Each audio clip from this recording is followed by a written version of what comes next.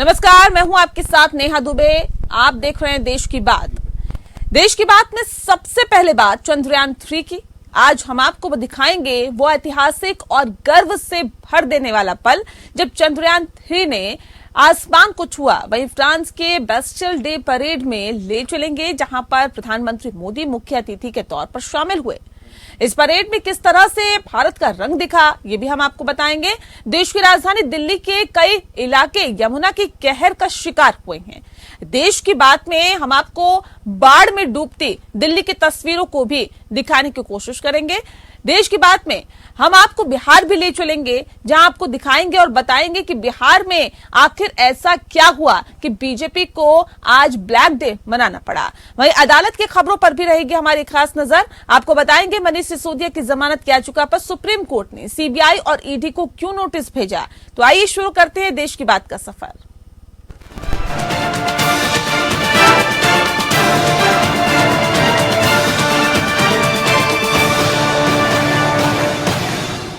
चंद्रमा की सतह पर अपनी छाप छोड़ने के लिए इसरो का मून मिशन चंद्रयान 3 अंतरिक्ष के लिए रवाना हो चुका है।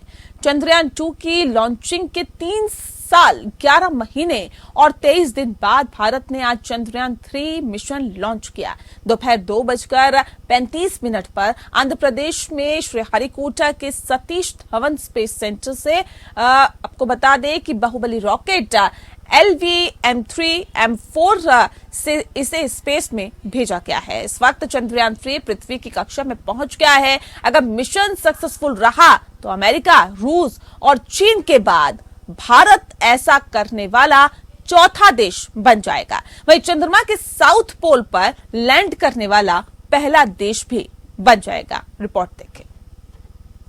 3, 2, 1, 0।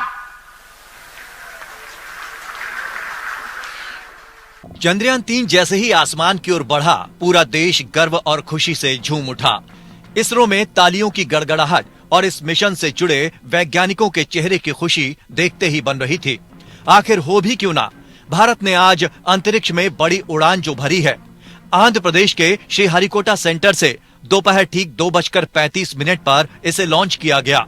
615 करोड़ की लागत से तैयार हुआ चंद्रयान 3 करीब 40 दिन की यात्रा के बाद 23 अगस्त को चंद्रमा के दक्षिणी ध्रुव के पास लैंडिंग करेगा। अगर चंद्रयान 3 सफल तरीके से चंद्रमा पर लैंड कर जाता है तो भारत ऐसा करने वाला चौथा देश बन जाएगा।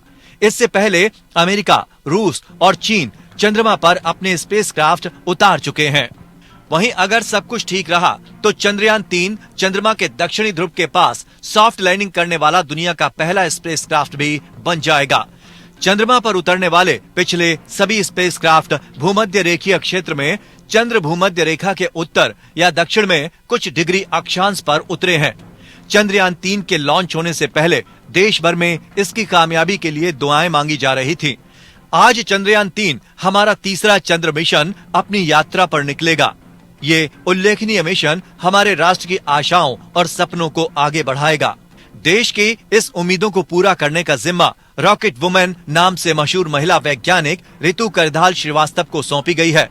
लखनऊ की रहने वाली ऋतु करिधाल चंद्रयान 3 की मिशन डायरेक्टर के रूप में अपनी भूमिका निभा रही है और चंद्रयान 3 की लैंडिंग की बड़ी जिम्मेदारी उनके कंधों पर है। भारत के चंद्रयान 3 पर दुनिया भर की नजरें हैं। खास बात यह है कि चंद्रयान 3 को चंद्रमा के साउथ पोल पर उतरना है। चंद्रमा के साउथ पोल पर लैंडिंग बेहद मुश्किल काम है। ऐसे में सवाल है कि भारत साउथ पोल पर ही मिशन क्यों भेज रहा है। दरअसल चंद्रमा के पोलर रीजन दूसरे रीजन से काफी अलग हैं। यहाँ कई हिस्से ऐसे हैं जहाँ सूरज की रोशनी कभी नहीं पहुँचती और तापमान -200 डिग्री सेल्सियस से नीचे तक चला जाता है। ऐसे में वैज्ञानिकों का अनुमान है कि यहाँ बर्फ के फॉर्म में अभी भी पानी मौजूद हो सकता है। भारत के 2008 के चंद्रयान 1 मिशन ने चंद्रमा की सतह पर पानी की मौजूदगी का संकेत दिया था। भारत ने पहली बार 2008 में चंद्रयान 1 की सफल लॉन्चिंग की थी। इसके बाद 2019 में चंद्रयान 2 की लॉन्चिंग में भारत को असफलता हासिल हुई थी। चंद्रयान 2 मिशन को 22 जुलाई 2019 को लॉन्च किया गया था। करीब 2 महीने बाद 7 सितंबर 2019 को चंद्रमा के साउथ पोल पर उतरने की कोशिश कर रहा विक्रम लैंडर दुर्घटनाग्रस्त हो गया था। इसी के साथ चंद्रयान का 47 दिन का सफल सफर खत्म हो गया। इसके बाद से ही भारत चंद्रयान 3 मिशन की तैयारियां कर रहा था। चंद्रयान मिशन के तहत इसरो चांद की स्टडी करना चाहता है। अब भारत चंद्रयान 3 लॉन्च करके इतिहास रचने की ओर निकल चुका है। इस मिशन के जरिए भारत दुनिया को बताना चाहता है कि उसके पास चांद पर सॉफ्ट लैंडिंग करने और रोवर को वहां चलाने की काबिलियत है। इससे दुनिया का भारत पर भरोसा बढ़ जाएगा, जो कॉमर्शियल बिजनेस बढ़ाने में मदद करेगा। भारत अपने heavy lift launch vehicle LVM-3 M4 से चंद्रयान को उसने लॉन्च किया है। इसी व्हीकल की काबिलियत भारत पहले ही दुनिया को दिखा चुका है। Bureau report, APN।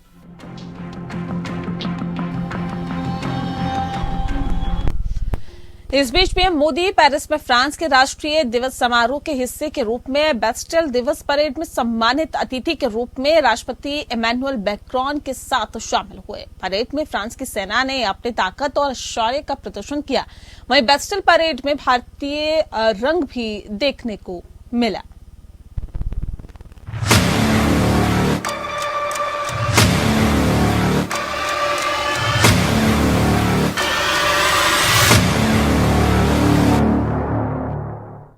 आज भारत और फ्रांस की दोस्ती नए मुकाम पर पहुंच गई।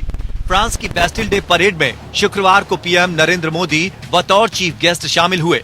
इस परेड में शामिल होने वाले वे दूसरे प्रधानमंत्री हैं। पीएम मोदी के परेड में पहुंचने पर फ्रांस की प्रथम महिला ब्रिगिड मैक्रोन और फ्रांस की पीएम एलिजाबेथ बॉर्न ने उनका स्वागत किया। इस मौके पर राष्ट्रपति इमैनुअल मैक्रोन ने मोदी का गले लगाकर स्वागत किया। उसके बाद दोनों बेस्टिल डे परेड कार्यक्रम में शामिल हुए। परेड में फ्रांस की सेना ने अपनी ताकत और शौर्य का प्रदर्शन किया। वहीं बेस्टिल डे परेड में भारतीय रंग भी देखने को मिला। परेड में भारतीय वायुसेना के 3 राफेल फाइटर जेट ने फ्रांस के लड़ाकू विमानों के साथ फ्लाई पास्ट किया। भारत की तीनों सेनाओं के मार्चिंग दस्ते के 269 जवानों ने परेड में हिस्सा लिया। उनकी एंट्री सारे जहां से अच्छा की धुन के साथ शुरू हुई। पीएम मोदी ने खड़े होकर भारतीय सेना के दस्ते की सलामी ली। बेस्टिल डे परेड कार्यक्रम के बाद भारत फ्रांस के बीच द्विपक्षीय वार्ता हुई, जिसमें सुरक्षा प्रौद्योगिकी, आतंकवाद विरोधी, साइबर सुरक्षा, जलवायु परिवर्तन और अंतरिक्ष के क्षेत्र में सहयोग सहित कई विषयों पर चर्चा हुई। इससे पहले प्रधानमंत्री नरेंद्र मोदी को फ्रांस के सर्वोच्च सम्मान Grand Cross of Legion of Honour से सम्मानित किया गया। पीएम मोदी सम्मान पाने वाले ऐसे पहले भारतीय प्रधानमंत्री हैं। इससे पहले ये सम्मान दक्षिण अफ्रीका के पूर्व राष्ट्रपति नेल्सन मंडेला, वेल्स के तत्कालीन राजकुमार किंग चार्ल्स, जर्मनी की पूर्व चांसलर एंजेला मार्केल, संयुक्त राष्ट्र के महासचिव बोट्रोस घाली को दिया जा चुका है। पीएम मोदी की फ्रांस यात्रा के दौरान भारतीय छात्रों को राहत देने वाला भी ऐलान हुआ। इस घोषणा के मुताबिक फ्रांस में मास्टर्स करने वाले छात्रों की वीजा अवधि अब 5 साल तक की बढ़ाई जा सकती है। पीएम मोदी ने इसका ऐलान करते हुए कहा कि फ्रांस ने स्नातकोत्तर की पढ़ाई करने वाले छात्रों के लिए दीर्घकालिक 5 साल का वीजा देने का फैसला किया है। इसके साथ ही पीएम मोदी ने भारतीय समुदाय के लोगों से भारत में बड़े पैमाने पर निवेश करने की भी अपील की। पीएम नरेंद्र मोदी ऐसे समय में फ्रांस यात्रा पर हैं, जब भारत फ्रांस रणनीतिक साझेदारी की 25वीं वर्षगांठ मना रहा है। फ्रांस दशकों से यूरोप में भारत के सबसे करीबी सहयोगियों में से एक रहा है। फ्रांस ने हर मुश्किल में भारत का साथ दिया है। 1998 के परमाणु परीक्षणों के बाद रूस तक ने भारत का साथ छोड़ दिया था। तब फ्रांस एकमात्र देश था जिसने परमाणु परीक्षणों के बाद नई दिल्ली पर कोई प्रतिबंध नहीं लगाया था। ऐसे में अब पीएम मोदी के फ्रांस दौरे से ये रिश्ता नई ऊंचाइयों को छू रहा है। Bureau report, APN। आज भारत ने अंतरिक्ष में लंबी छलांग लगाई तो पीएम मोदी के फ्रांस दौरे में भारत के प्रति दुनिया का सम्मान दिखा। भारत तरक्की कर रहा है, दुनिया में भारत की धाक बड़ी है, लेकिन उसी भारत की राजधानी दिल्ली आज यमुना के विकराल रूप के सामने बेबस नजर आ रही है। दिल्ली पानी पानी है। बढ़ते पानी ने यमुना का दायरा लांघा तो पानी लाल किले तक पहुंच गया। लाल किले के सामने दरिया जैसी स्थिति बन गई। लग नहीं रहा है कि ये वही लाल किला है जिसकी प्राचीर से प्रधानमंत्री स्वतंत्रता दिवस के मौके पर झंडा फहराते हैं। कैसे हैं दिल्ली के हालात, इस रिपोर्ट में देखिए। पूरे दिल्ली में हम 380 झीलें बना रहे हैं, लेक्स। दिल्ली धीरे धीरे झीलों का शहर कहलाएगा। पूरी दिल्ली के अंदर आप जहां भी जाओगे आपको झीलें दिखाई देंगी, खूबसूरत आसपास लैंडस्केप भी दिखाई देंगे। बढ़ते पानी ने यमुना का दायरा लांघा तो पानी लाल किले तक पहुंच गया। दरिया में लाल किला, देश की आन बान शान का प्रतीक। लाल किले का मंजर जिसने भी देखा हैरान रह गया। जुलाई का महीना आधा खत्म हो चुका है, अगस्त आने वाला है। बस कल्पना कीजिए कि क्या इन्हीं हालात में पीएम लाल किले की प्राचीर से आजादी का उत्सव मनाएंगे, तिरंगा फहराएंगे। सैलाब के सितम ने दिल्ली में ऐसा बहुत कुछ कर दिया है जिसकी तस्वीरें गवाह है कि राजधानी में ऐसा पहली बार हुआ है। सड़कों पर नावें चल रही हैं,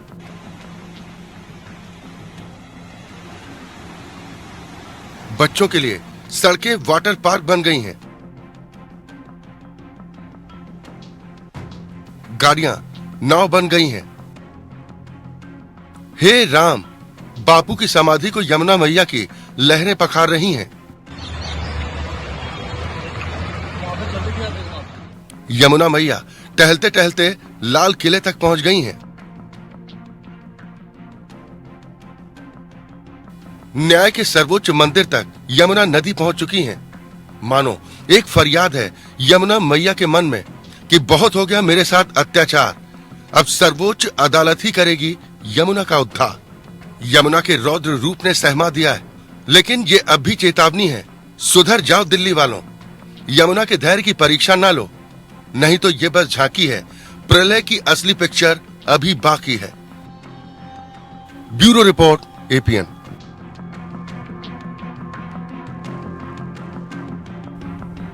बिहार में गुरुवार को पुलिस के लाठीचार्ज में बीजेपी नेता की मौत मामले ने तूल पकड़ लिया।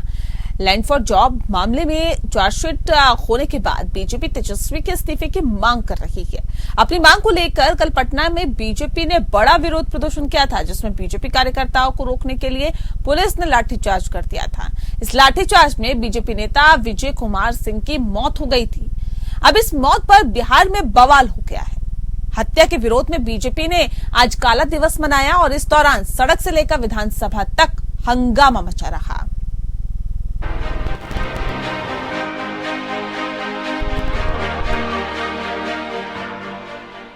बीजेपी ने नीतीश सरकार पर हत्यारी सरकार का आरोप लगाकर हल्ला बोल दिया।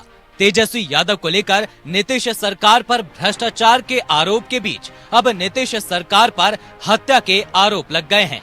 नीतीश सरकार पर बीजेपी नेता विजय सिंह की हत्या कराने का आरोप है कि नीतीश सरकार के इशारे पर पुलिस ने साजिशन लाठीचार्ज कर हत्या की है।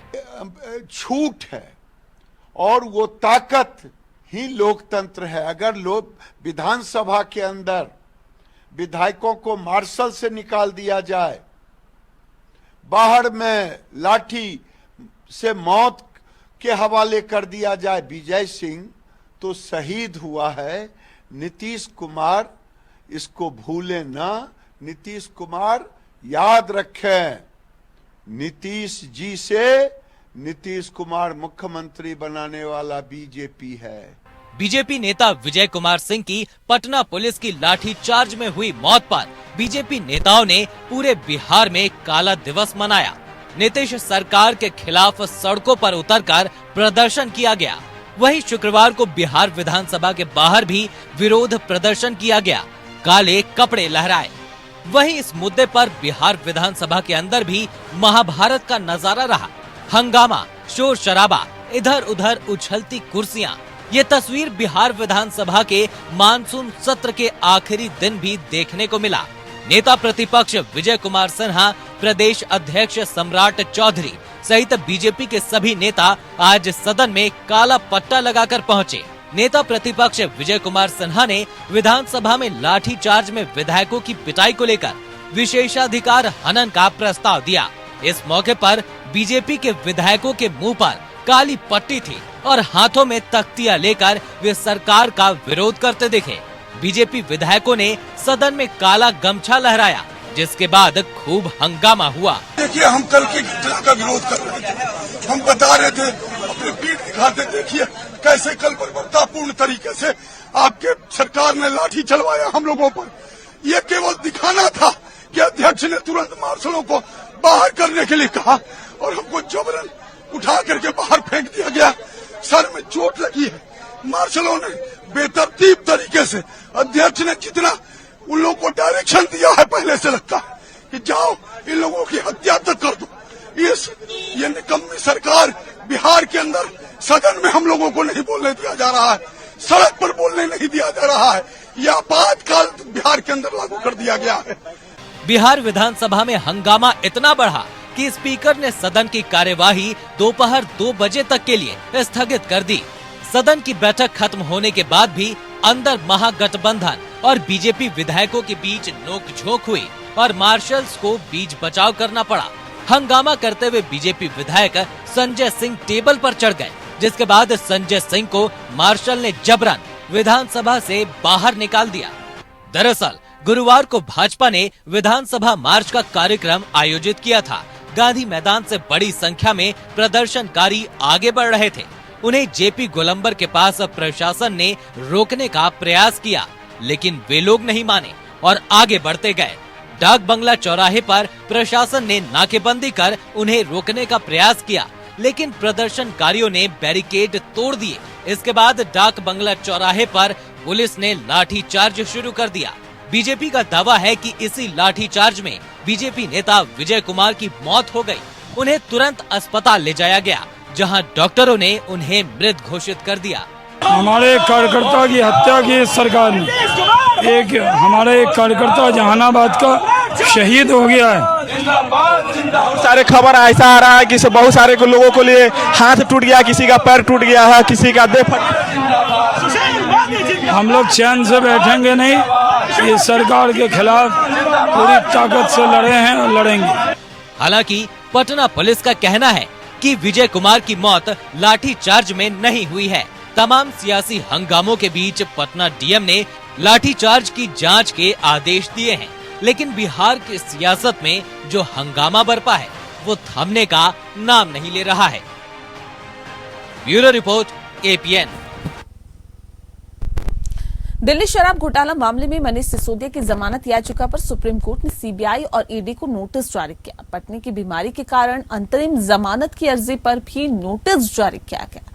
अंतरिम जमानत पर 28 जुलाई को सुनवाई होगी। जस्टिस संजीव खन्ना, जस्टिस बेला त्रिवेदी और जस्टिस उज्जवल भुइयां की बेंच ने सुनवाई की।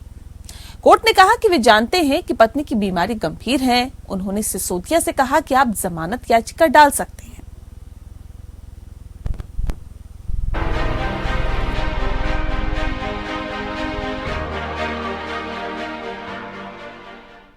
दिल्ली के पूर्व उप मुख्यमंत्री मनीष सिसोदिया की जमानत याचिका पर सुप्रीम कोर्ट ने सीबीआई और ईडी को नोटिस जारी किया है।